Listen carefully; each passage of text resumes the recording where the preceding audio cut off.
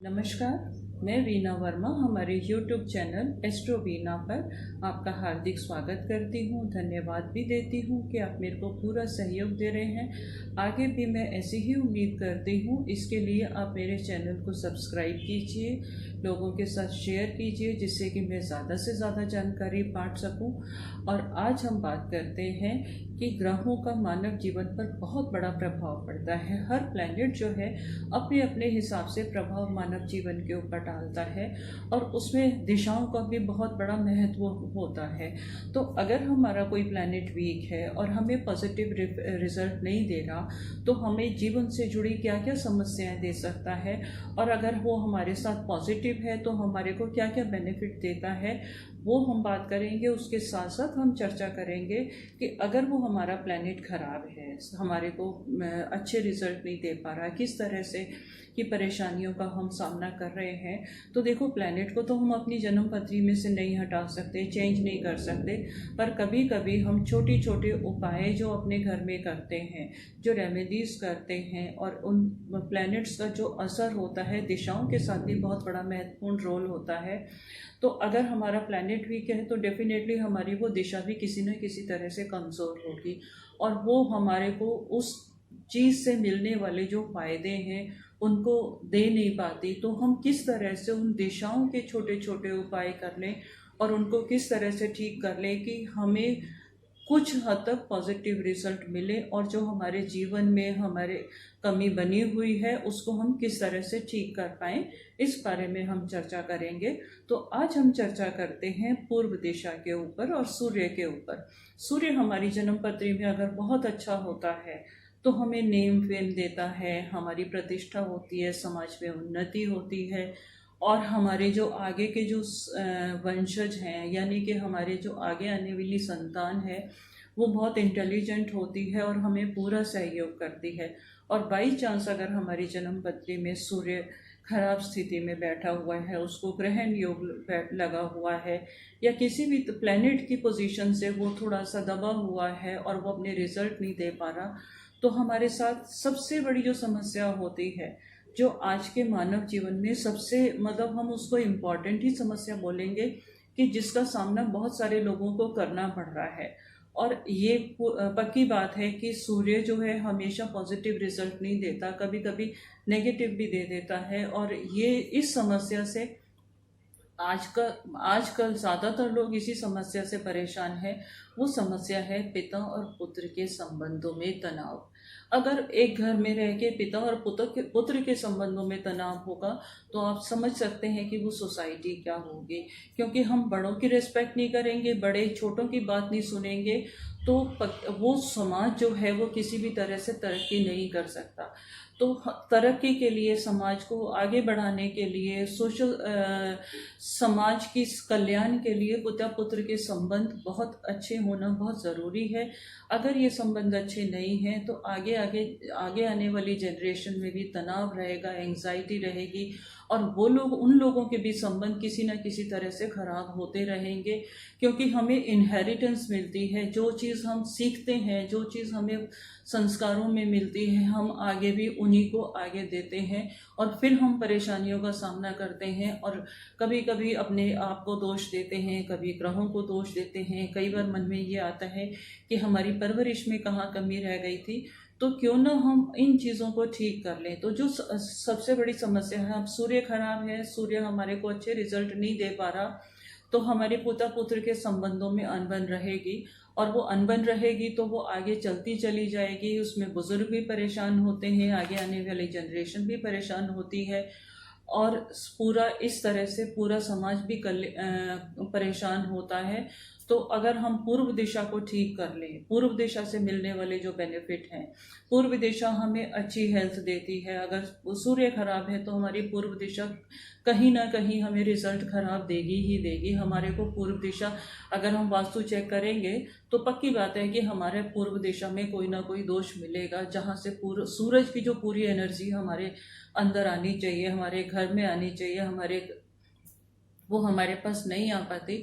और जब पूर्व की एनर्जी ही हमारे घर में नहीं आएगी तो बीमारियां रहेंगी, आगे परेशानियां रहेंगी, हॉस्पिटल के बिल जाएंगे, सेविंग्स खत्म होंगी।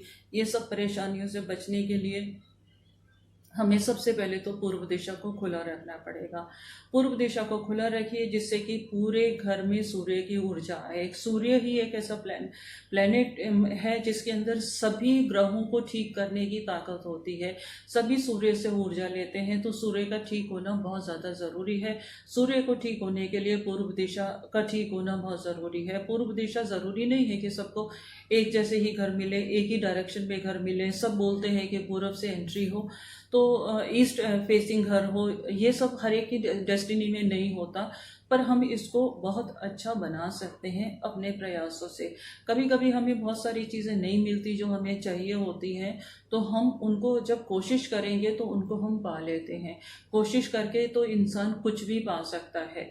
तो सबसे पहला जो काम है वो हमें अपने पूर्व दिशा को ठीक रखें, उसको नीट एंड क्लीन रखें। वहाँ पर कोई वज़नदार चीज़ ना हो, कोई भी ऐसी वज़न वाली चीज़ जो हमारे दिमाग के ऊपर प्रेशर डाले, क्योंकि पूर्व दिशा से जो हमारे को ब्रेन को एनर्जी मिलती है, जो पूरी हमारी बॉडी को ठीक करती है।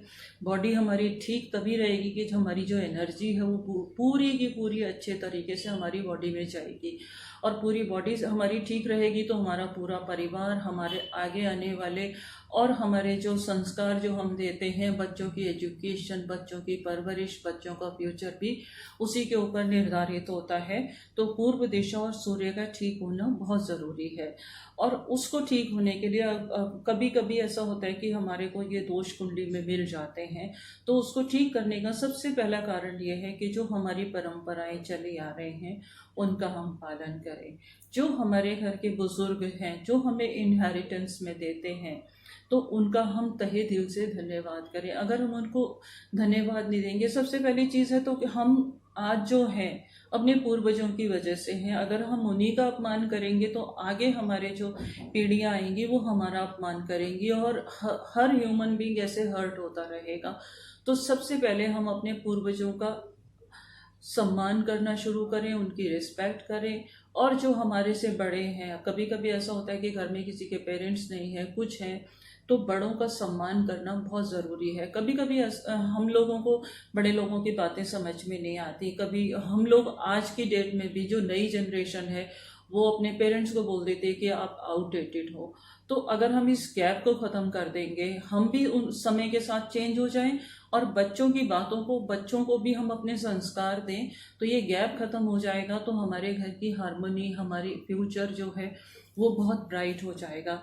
सबसे पहला उपाय तो हमें यही करना चाहिए कि हार्मनी ठीक करने के लिए जो गैप है उसको ख़त्म करें, संस्कार बच्चों को दें, उनकी बातों की भी रिस्पेक्ट करें, उनकी बातों को समझें, तभी हम आगे बढ़ पाएंगे। उसके साथ साथ और एक दो छोटे से उपाय हैं जिनको हम कर सकते हैं। बहुत मेजर उपाय मैं नहीं बताऊंगी।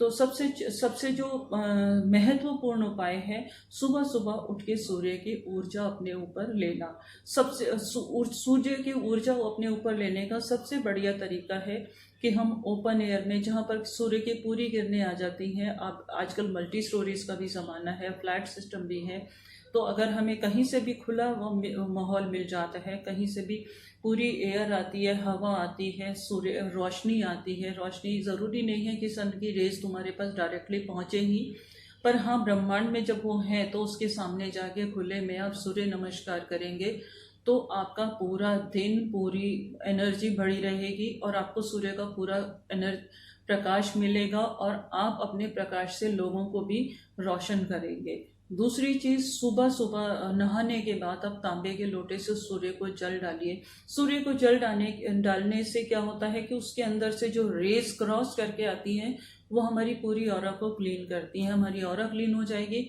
तो हम खुद क्लीन होंगे, और जब हम क्लीन हैं तो हम अच्छी ही एनर्जी देंगे। जैसे सूरज सबको पॉजिटिव एनर्जी देता है तो हम भी पॉजिटिव एनर्जी देना शुरू कर देंगे। हम पॉजिटिव हो जाएंगे तो पॉजिटिव एनर्जी देंगे।